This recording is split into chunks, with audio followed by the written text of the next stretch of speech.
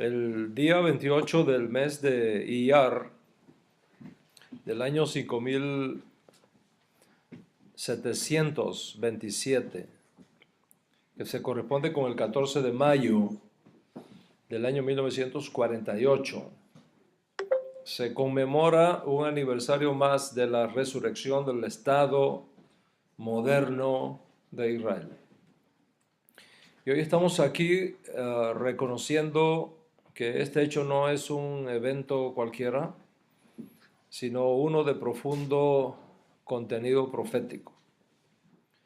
19 años más tarde, en junio de 1967 del calendario secular, tuvo lugar la redención de la ciudad santa de Jerusalén. Y a partir de esos dos eventos, pareciera que se ha detonado en todo el mundo el incremento de uno de los eventos proféticos más extraordinarios de todos los siglos.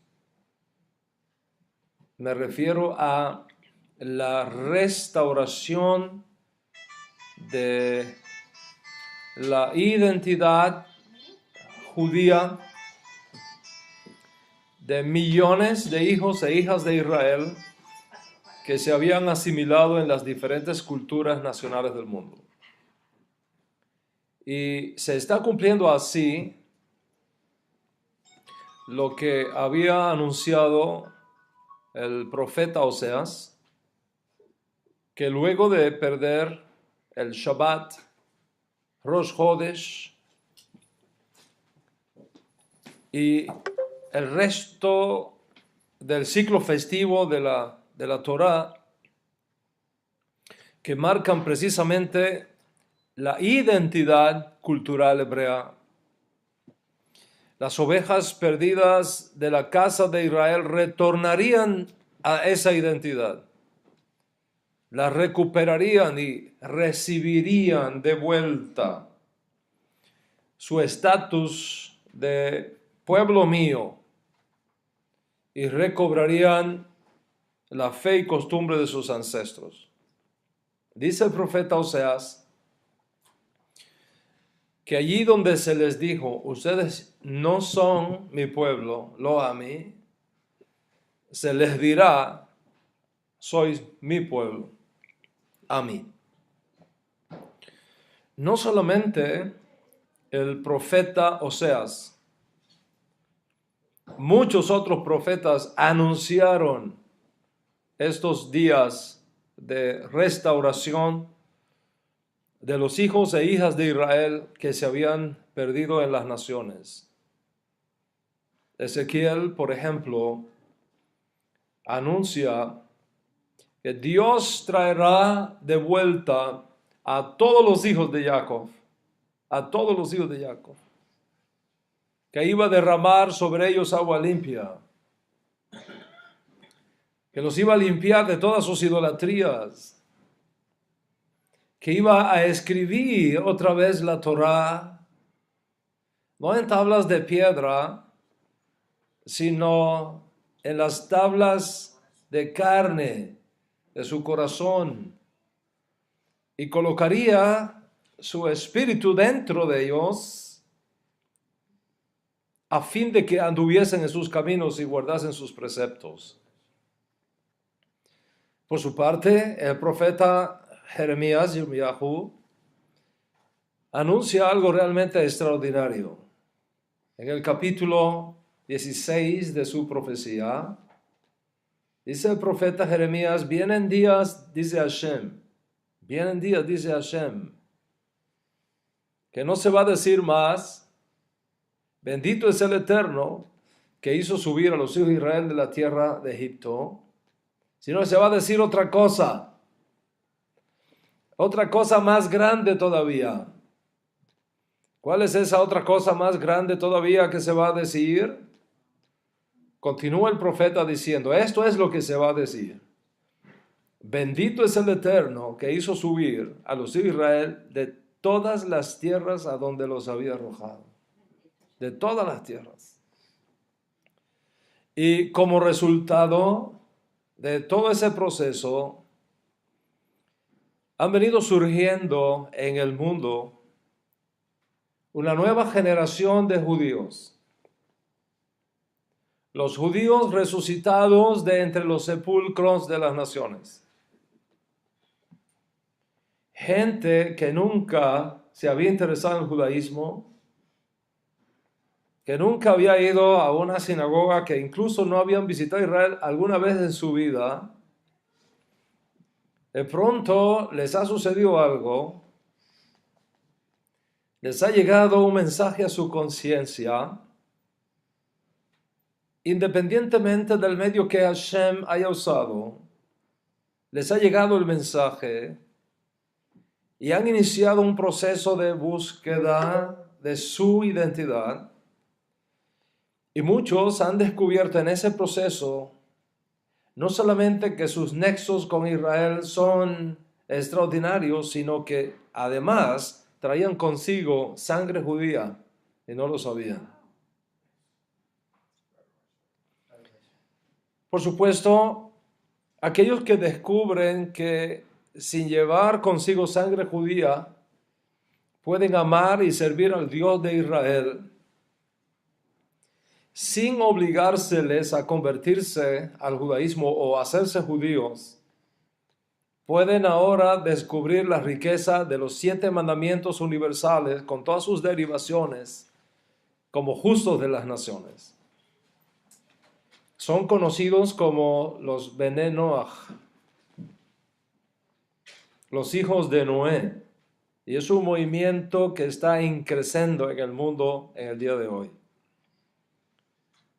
Como ves, tú no eres el único que estás experimentando esta revolución espiritual, sino que más bien formas parte de una revolución profética que ha creado una generación profética única en toda la historia de la humanidad.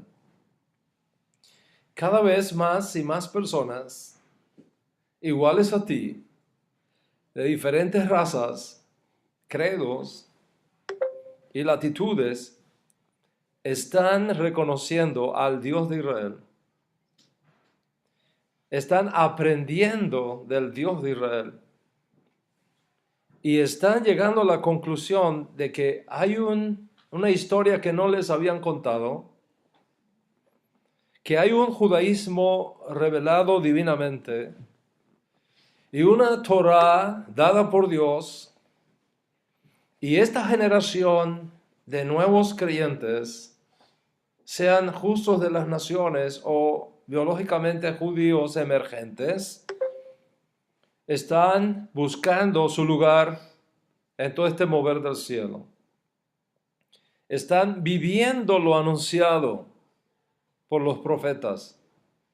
Y definitivamente esto es una señal de que Mashiach está a las puertas. Si en este proceso descubres que tu lugar está entre los justos de las naciones, entonces es importante para ti aprender todo lo que está relacionado con las 7 leyes universales y con todas sus derivaciones, de tal manera que puedas educarte y desarrollarte en aquello que es tu misión como parte de tu nueva identidad. En relación con aquellos que descubren sus orígenes hebreos, se va formando en ellos este grupo de nuevos judíos que están saliendo de sus culturas nacionales que le formaron y están regresando a la cultura judía, a la fe judía, al pueblo judío y al Dios de Israel. Y en ese proceso de retorno van descubriendo que muchas de las cosas que les habían dicho del Dios de Israel no eran necesariamente como se le habían contado. están descubriendo también que muchas de las cosas que se les había enseñado del Mesías de Israel no eran necesariamente como se lo habían dicho. Y están descubriendo finalmente que muchas de las prácticas y costumbres aprendidas en sus culturas embrionarias no están en línea con los nuevos descubrimientos de la fe que está teniendo lugar en sus vidas. Y estos descubrimientos producen necesariamente un estado de crisis teológica, cultural, social, familiar, psicológica incluso, que requiere atención y consideración para reorientar sus vidas en aquello que habían perdido y que ahora han encontrado. O sea, su identidad judía en el primer caso, o su identidad como parte de la familia de los santos en el caso de los justos de las naciones. Una vez que el descubrimiento de los nexos biológicos con el judaísmo tiene lugar, más allá de cualquier duda razonable, muchas preguntas surgen en la mente de estos nuevos creyentes. ¿Qué voy a hacer con todo esto? ¿Qué voy a hacer con todo este arrastre teológico y cultural que he vivido por los últimos 20, 40 o 50 años de mi vida? ¿Lo tiro todo y comienzo a vivir desde cero mi vida judía? ¿O hay algo que puedo retener conmigo? Por ejemplo, ¿qué de mis costumbres alimenticias? ¿Qué puedo retener y qué puedo dejar? ¿Qué de mis costumbres sociales? ¿Es que me tengo que vestir diferente ahora? ¿Cómo hago con la educación de mis hijos?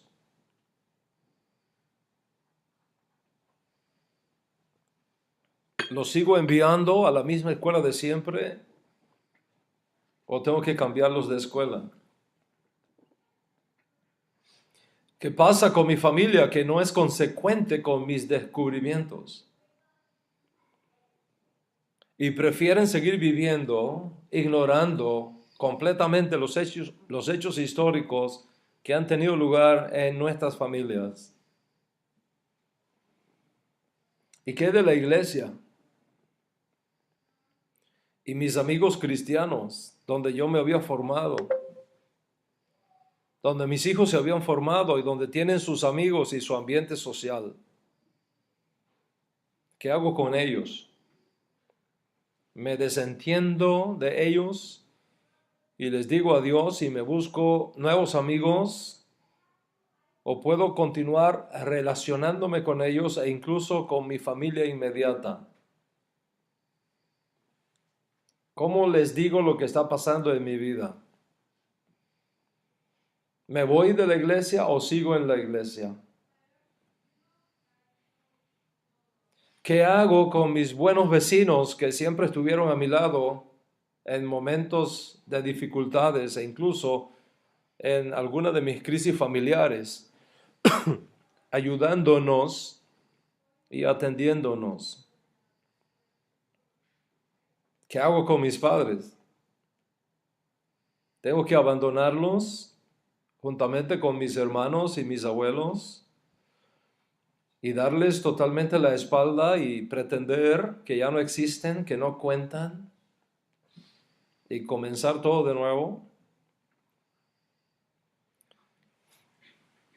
Si debo continuar amando y honrando a mis padres como ordena la Torá, ¿cómo debo relacionarme ahora con mi papá, con mi mamá, con mis hermanos y hermanas que no comparten los descubrimientos de mi nueva fe?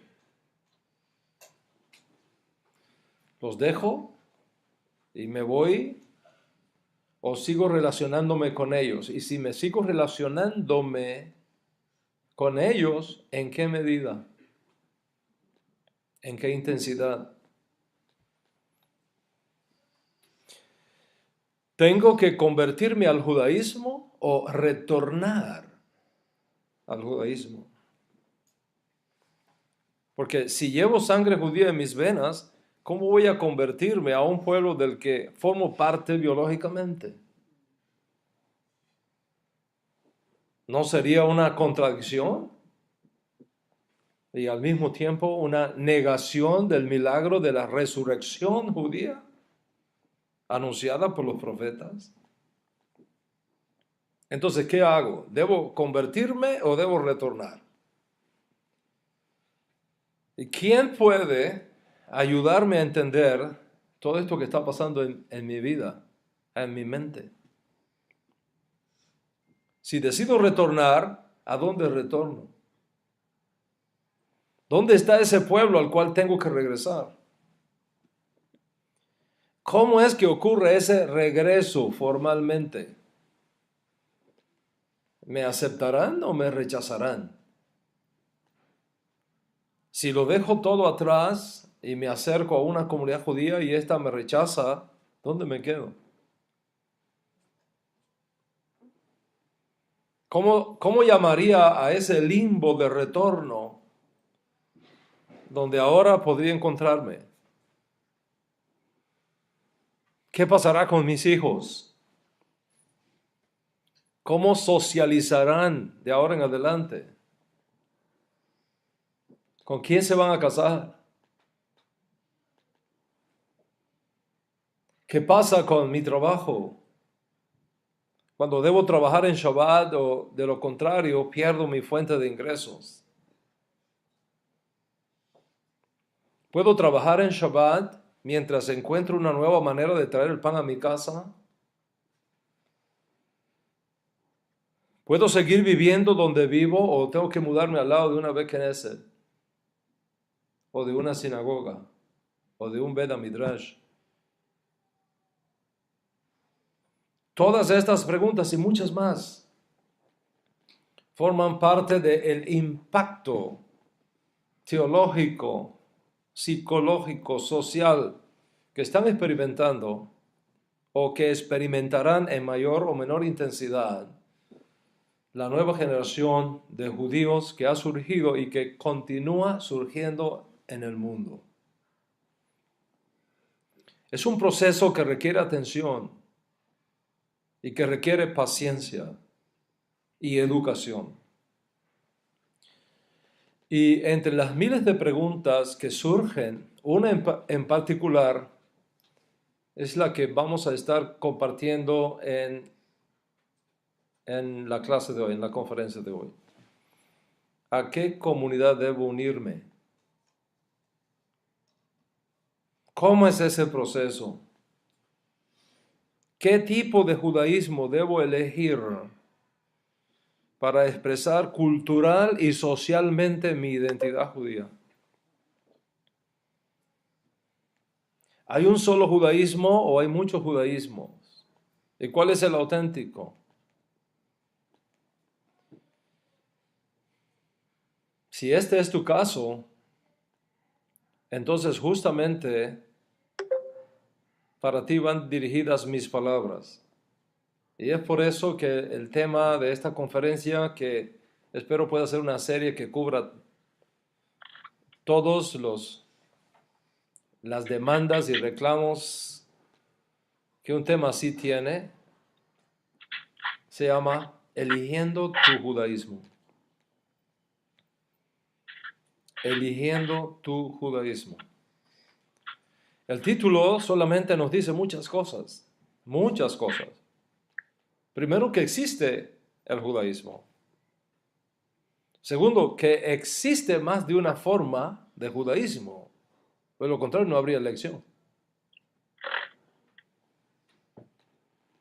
Y tercero, que soy responsable de elegir el tipo de judaísmo que quiero tomar como expresión de mi nueva identidad. Entonces, vamos a desarrollar tanto como podamos estas tres ideas. Primero, que existe el judaísmo. Que existe el judaísmo. En sentido general, puedo decirte que judaísmo es la forma de vida que Dios reveló al pueblo hebreo por medio de Moisés y que incluye valores teológicos, culturales y religiosos únicos en su clase.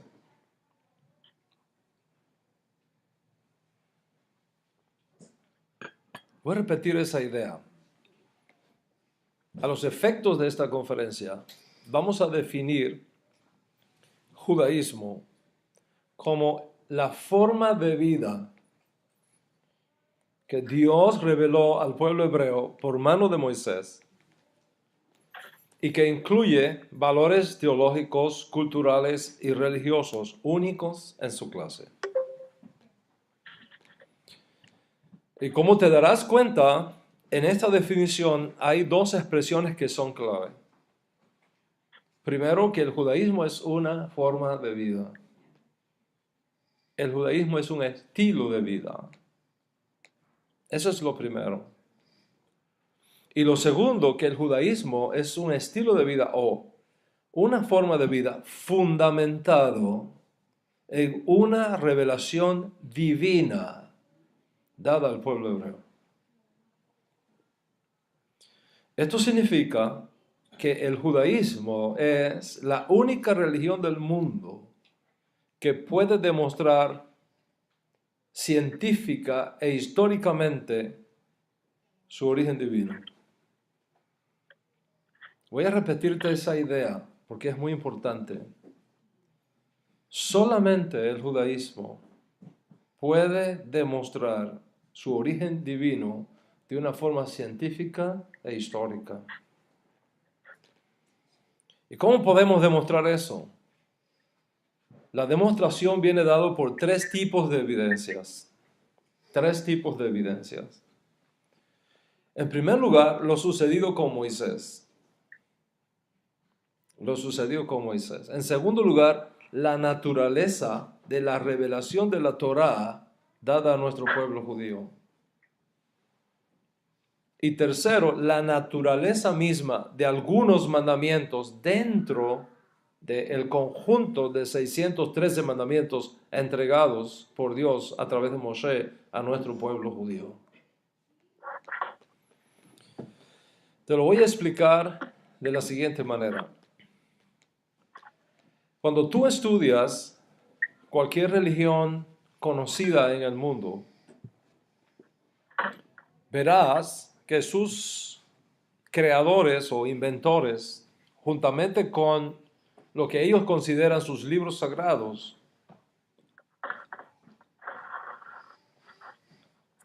fueron siempre el resultado de supuestos encuentros privados con sus divinidades, encuentros, por supuesto, que nadie puede comprobar. Esto es lo que explica una de las razones lógicas por las cuales Moshe Rabenu, no quería ir como redentor de Israel a Egipto. Si ustedes recuerdan, en ese famoso encuentro en el desierto de Madián, en la salsa que ardía y no se quemaba, etc. En ese contexto, Moshe Rabenu le dice al Malach, le dice a Dios, no me van a creer que tú me has aparecido. No me van a creer que tú me has aparecido. ¿Por qué? Porque no había ningún judío allí para comprobarlo. Solamente estamos tú y yo. ¿Cómo me van a creer si este encuentro es un encuentro privado entre nosotros? Para resolver esa situación, Dios hizo tres cosas. las tres cosas que mencioné como tres tipos de evidencia. ¿Cuáles son las tres cosas que Dios nos da como evidencia? Primero, le entregó a Moshe señales extraordinarias e inequívocas de que efectivamente aquel encuentro tuvo lugar y que aquella misión de redención no es algo que se le ocurrió a Moisés, sino que tiene origen divino, porque nadie podía hacer las cosas que Moisés hizo en Egipto si Dios no estaba con él. El segundo hecho que usó Dios para demostrar el origen divino de la Torá y del judaísmo dado como estilo de vida a Israel fue: te traeré aquí, le dijo Dios a Moisés, te traeré aquí, a este mismo lugar donde yo me aparecí a ti. Aquí te voy a traer y a todo tu pueblo contigo. Y en este monte me adoraréis. Y en este monte me adoraréis. Y el tercer hecho que Dios usó para demostrar el origen divino de la Torá fue la naturaleza de ciertos mandamientos dados por medio de Moshe que demuestran, más allá de la duda razonable, que solamente Dios podía estar detrás de ese tipo de instrucciones que se le estaba dando al pueblo. Con respecto al primer hecho, en efecto, cuando los ancianos y líderes de Israel se encontraron con Moisés a su llegada de Madián y vieron las señales que Moisés hizo en presencia de ellos, no les quedó duda alguna de que Moshe no fue a ellos por iniciativa privada, sino que Dios mismo lo había enviado. Las señales así lo testificaban y fueron expandidas en todo Egipto. Y entonces le creyeron a Dios y le creyeron a Moisés, el enviado de Dios, para redimirlos de Egipto, como está escrito en el libro de Shemot, Éxodo, capítulo 14, verso 31, donde se documenta esa famosa frase: cuando Israel vio el gran poder que el Señor había usado contra los egipcios, el pueblo temió al Señor y creyeron en el Señor y en Moshe su siervo. Creyeron en el Señor y en Moshe su siervo. Bueno, me están cambiando mi té. Vamos a cambiarlo. Thank you so much. Cuando vieron, es imposible ver todas esas cosas y no reconocer que Dios estaba allí presente. Y dice la Escritura que creyeron en Hashem y creyeron en Moshe, su siervo. Sí, creyeron más todavía en Moshe, su siervo. En relación con la segunda cosa que Dios hizo para demostrar que Él estaba detrás de Moisés, tuvo que ver con la publicidad del evento. Es decir, así como Dios se reveló en privado a Moisés para enviarlo como redentor a Egipto, así se prometió a Moisés que lo haría delante de todo el pueblo de Israel, para que sepan, usando el lenguaje de la Torá, para que sepan que yo, su Dios, estoy entregándoles la Torá, y de esa manera no dudaran de su autenticidad. En efecto, al tercer mes de la salida de los hijos de Israel de Egipto, Dios trajo a los hijos de Israel al pie del monte Sinaí. Y como le había prometido a Moshe, allí se reveló públicamente a todos los presentes Una asamblea formada por millones de personas. Todos vieron las señales. Todos escucharon la voz de Dios hablando. Todos oyeron cuando Dios llamó a Moshe por nombre y le hizo subir a la cumbre del Sinaí. Y es por eso que debes estar absolutamente convencido en tu mente y en tu corazón que ninguna religión del mundo puede demostrar su origen divino excepto el judaísmo. Por tanto, todo lo demás que existe en el mundo carece del toque de autenticidad que tiene la fe hebrea, la fe judía. Consecuentemente, tú que estás en este proceso de retorno, no temas. No temas, estás en terreno seguro. Estás en un terreno firme. Y el resto de las cosas Dios las va a ir colocando en su lugar.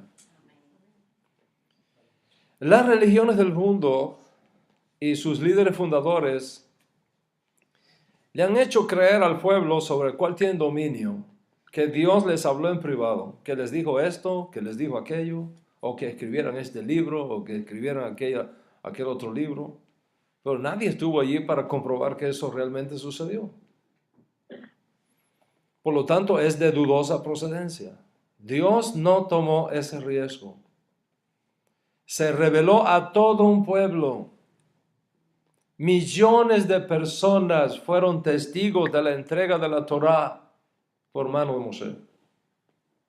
Y es por eso que dije y te digo otra vez, para tu confianza y seguridad, el judaísmo es la única religión que puede demostrar su origen divino. Y ahora además con el sello extraordinario impuesto por todos estos eventos públicos que allí tenían lugar. Y cuando tú entiendes esto, te da precisamente la seguridad de que tú estás en tierra firme, que estás en tierra confiable. El único lugar, la única zona de seguridad bajo el cielo, segura para tú expresar tu fe judía. Ahora bien, no solamente debes saber que el judaísmo es la única religión que puede demostrar su origen divino en estos dos hechos previos que te mencioné. Hay un tercer hecho que confirma esa autenticidad histórica. Y me refiero a la naturaleza de ciertos mandamientos que Dios entregó a nuestro pueblo por mano de Moshe. Vamos a ir en algún detalle acá por su importancia. La Torá, que es el libro, el conjunto de libros de instrucciones que Dios nos confió, contiene cierto tipo de preceptos que solamente Dios podría darnos. Solamente Dios podría darnos. Ningún ser mortal podría haber creado tales mandamientos. Y si se les hubiese ocurrido, no lo habrían revelado, porque iría contra sus intereses. Para comprender esto que te estoy hablando, voy a explicarte algunas cosas que son importantes. Debes conocer que la Torá se mueve en ciclos de 7. La Torá se mueve en ciclos de 7. Por ejemplo, 7 días dados a la semana. 7 veces 7 años. Ciclos de 7 años. Y así sucesivamente. De esto tú vas a aprender muchísimo en otras clases. Pero ahora es suficiente que entiendas que Dios creó la semana con 7 días, no con 6, no con 8, con 7 días. Estableció que trabajáramos 6 días, el primero, el segundo, el tercero, el cuarto, el quinto, el sexto, y al llegar el séptimo día dejáramos de trabajar, descansáramos de todas nuestras labores. Asimismo, Dios creó un ciclo de 7 años, 6 años de trabajo y 1 año de descanso, como si fuera un Shabbat semanal, ahora extendido por todo 1 año. Y además creó un ciclo de 49 años, 7 veces 7 años. Y al cumplirse ese ciclo y llegar el año 50, se debía proclamar el año de Yobel, el año de jubileo, por toda la tierra de Israel. Y teniendo en cuenta este hecho, mira ahora ciertos mandamientos que son únicos en su clase, que Dios nos dio y que demuestran más allá de cualquier duda razonable el origen divino de la Torá, tanto que ningún mortal habría podido hacerlo, ni se arriesgaría a hacerlo en ninguno de los mandamientos creados en las religiones del mundo. Te voy a citar, por ejemplo, algunos de estos mandamientos, porque todavía están frescos en nuestras mentes, toda vez que se estudiaron la Parashá Bejar de la semana pasada. Está prohibido trabajar la tierra de Israel en el año séptimo. Prohibido. No se puede trabajar la tierra de Israel en el año séptimo. Está prohibido vendimiar los árboles en la tierra de Israel en el año séptimo.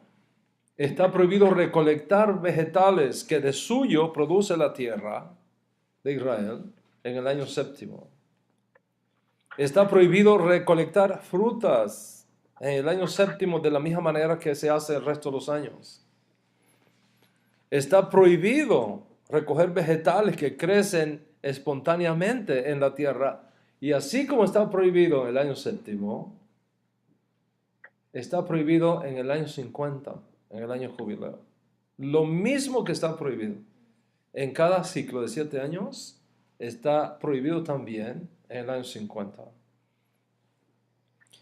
¿Te has dado cuenta de las implicaciones económicas que estas leyes tendrían para una nación? Los inventores de religiones, no importa el nombre que tengan, entre otras cosas, tienen como meta sacar algún tipo de provecho económico, político, social de sus súbditos. Eso está demostrado históricamente. Nadie se expondría a arriesgar la vida por algo que sabe que es una mentira y de lo cual no sacará ningún tipo de provecho. Ciertamente que algunos entregan sus vidas por sus ideologías, aunque erradas, pero tienen intereses detrás, intereses políticos, económicos o sociales, o que me van a regalar 10 mujeres después que me muera en un lugar maravilloso. Y por lo tanto no importa que ahora me suicide con una carga de dinamita encima. Pero la psicología enseña que ningún ser humano en su juicio cabal se dejaría quitar la vida por algo que sabe es una mentira y por algo que sabe que no va a sacar ningún provecho, ni económico, ni político, ni social, ni en este mundo, ni en el mundo por venir. Tú entregas tu vida por algo que tú estás convencido que es la verdad, en primer lugar, o por algo de lo cual tú sacas algún tipo de provecho. Sin embargo, inventar una cosa que va contra el sentido común, que va contra el interés de la gente, que va contra tu bolsillo, ¿a quién se le ocurriría? Tratar de inventar una religión donde la gente acepte vivir según tus postulados, según tus reglas, según tus principios que tú les dictes. Y encima de eso, exigirle que cada 7 años tienen que cancelarle todas sus deudas a su prójimo y abandonar todos sus medios de producción y dejar de plantar y cosechar y dejar de hacer negocios, y encima de eso le prometes que no teman hacerlo porque milagrosamente tú vas a garantizarles que en el 6º año van a recibir 3 veces más abundante que en cualquier año de siembra, y por lo tanto tendrán superabundancia de pan y de todo tipo de comida para el descanso del 7º año y aún más allá todavía. ¿Correrías el riesgo de hacer eso? Piensa en eso. ¿Qué inventor de mitos se arriesgaría a decirle a la gente que quiere dominar que no trabajen durante todo un año, que lo dediquen a estudiar del libro de leyes religiosas que tú le das y que no se preocupen? En el año 6º, ya lo verán, la tierra va a producir 3 veces más de lo normal para que haya suficiente fruto como si lo hubiese sembrado en el 7º año. ¿Qué pasará contigo si la gente sigue tus instrucciones y no trabaja en el 7º año? Y luego no pasa nada. No sucede nada, no hay comida. Llegó el año 6º y la tierra no produjo 3 veces más como tú le habías dicho, y ahora no hay comida en el año 7º. ¿Qué tal si viene una grave sequía en el año 6º y no puede sembrar la tierra y una enorme hambruna toca las puertas? ¿Qué inventor de mitos arriesgaría a dar un mandamiento como este? Ninguno. Ni el faraón de Egipto, ni el zoroastrismo, ni el mitraísmo, ni el confucianismo, ni el taoísmo, ni el cristianismo, ni el islamismo, ni ninguna otra religión inventada por los hombres, conocida o por conocer, tomaría tal riesgo. Mira por ti mismo y ve, por ejemplo, si en el cristianismo tiene algo semejante a esto. O si el islamismo o cualquier otra religión que tú conozcas. Mira si por algún lugar los creadores y fundadores de religiones, los creadores y fundadores de denominaciones han firmado algún pacto con un pueblo garantizando que en el 7º año nadie trabaje y que verán cómo la tierra por sí sola produce fruto 3 veces más que lo normal.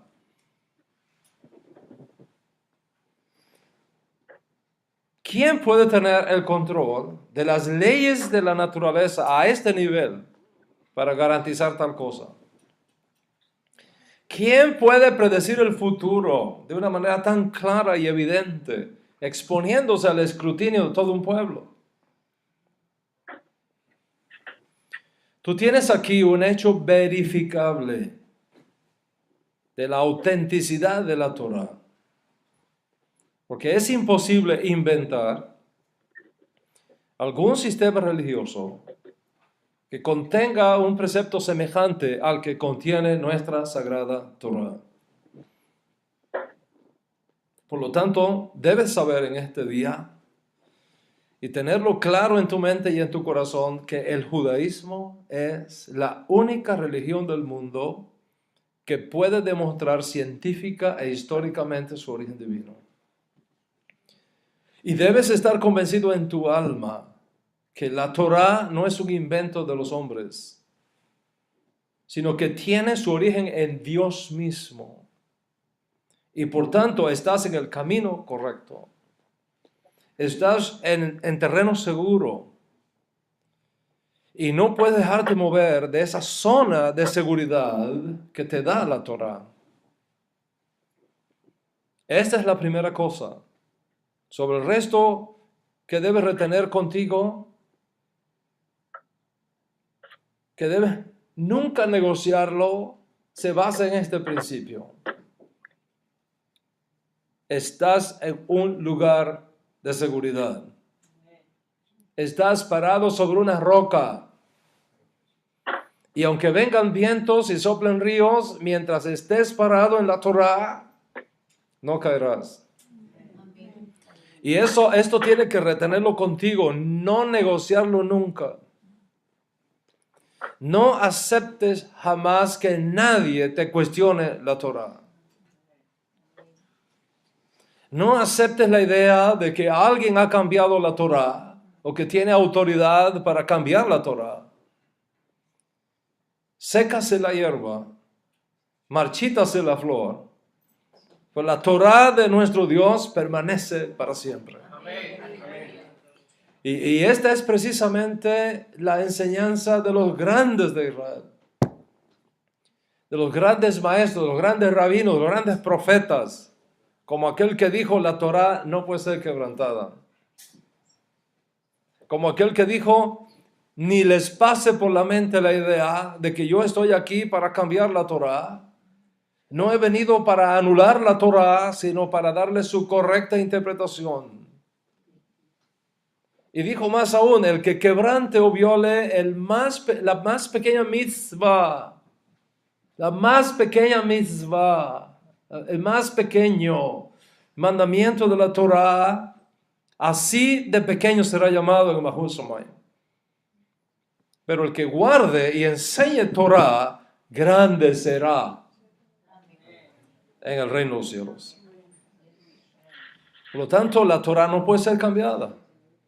Cualquiera que afirme que Dios ha cambiado la Torá, o que la ha reemplazado por otra Torá, o como posiblemente te enseñaron en la cultura religiosa donde vienes, que el Nuevo Testamento reemplaza la Torá dada por medio de Moisés, no le creas. Están diciendo locuras. Dicen lo que saben, pero no saben lo que dicen. Hoy debes de saber en tu mente y retener en tu corazón que hay una sola Torá. Como hay un solo y único Dios verdadero. El Dios de Abraham, Isaac y Jacob, el Dios de Israel. Esta es la primera cosa, el asunto más importante que debe tener claro todo aquel que está regresando a sus raíces. Todo aquel que está regresando a la fe que les fue robada por distintas razones a sus ancestros. Pero hay dos cosas más que debes conocer bien, y se trata de lo siguiente. Primero, que aunque el judaísmo dado por Dios a Israel y por medio de Moisés es uno solo, con el paso del tiempo se han creado diferentes interpretaciones. Y esas diferentes interpretaciones han creado más de una forma de cómo aplicar el único judaísmo que existe a las nuevas circunstancias que el pueblo hebreo ha tenido que enfrentar en sus muchos siglos de historia. En otras palabras, el judaísmo bíblico es uno solo, pero debido a las condiciones cambiantes del pueblo y de las circunstancias que nos han rodeado en los largos periodos de exilio que hemos sufrido, hoy día existe más de una forma de interpretación de ese único judaísmo. Y lo segundo, que cada uno de nosotros es responsable de elegir el tipo de judaísmo que quiere tomar como expresión de su identidad judía. Esto significa que nadie te puede imponer qué tipo de judaísmo tú eliges para expresar tu identidad hebrea. En otras palabras, tú eres libre para elegir responsablemente el tipo de judaísmo que deseas como expresión de tu identidad judía. Ser judío es una cosa, cómo expresar tu judaidad es otra cosa, aunque están relacionadas. Y es aquí donde tienes que hacer tu propia elección una buena elección, una sabia elección. Y para ello tienes que informarte bien. Pero mi tiempo hoy ha concluido. En mi próxima clase voy a hablarte de estos dos temas que tú no deberás perderte. Mientras tanto, que tengas un día bendecido o una noche bendecida, depende de donde estés, como aquí en New York hoy, con mucha alegría, con mucha salud y con mucha paz. Shalom, shalom.